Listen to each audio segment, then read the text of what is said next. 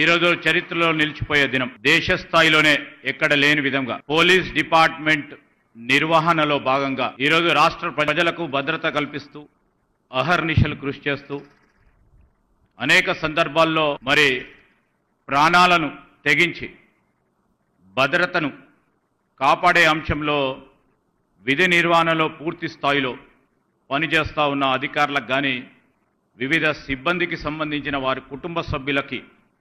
మేము అండగా నిలబడాలని గౌరవ ముఖ్యమంత్రి గారు రేవంత్ రెడ్డి గారి ఆలోచన ఈ యంగ్ ఇండియా పోలీస్ స్కూల్. ఈ సందర్భంలో మీ అందరికీ మనవి చేస్తా ఉన్నా, తెలంగాణ రాష్ట్రం ఏర్పడ్డ తర్వాత ఈ రాష్ట్రానికి సంబంధించిన అన్ని వర్గాల ప్రజలు దేశ స్థాయిలోనే ప్రపంచ స్థాయిలో మెరుగ్గా ఉండాలని, దాంట్లో ప్రధానమైన భాగం పోలీస్ విభాగం.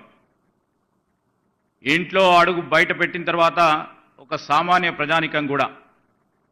శాంతి భద్రతలకు సంబంధించి కానీ ట్రాఫిక్కు సంబంధించి కానీ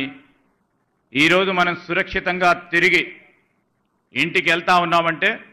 అనుక్షణం పోలీసు చేస్తూ ఉన్న పర్యవేక్షణ కానీ కల్పిస్తూ ఉన్న భద్రత కానీ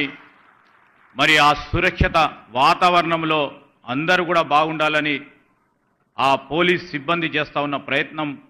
భాగంలోనే ముఖ్యమంత్రి గారు కూడా ఆలోచన చేసి ఇంతకుముందే డీజీ గారు చెప్పినట్టు ఒక మంచి స్కూల్లో మన పిల్లలను చదివించాలంటే ఫీజులకు సంబంధించి అంతర్జాతీయ విద్యా ప్రమాణాలతో మరి నడుస్తూ ఉన్న స్కూల్లో హోంగార్డ్ సోదరుడు కూడా నా కూతురో నా కొడుకో ఇలాంటి స్కూల్లో చదివితే బాగుంటుందని మనసులో అనుకున్నప్పటికీ చదివించలేకపోతా ఉన్న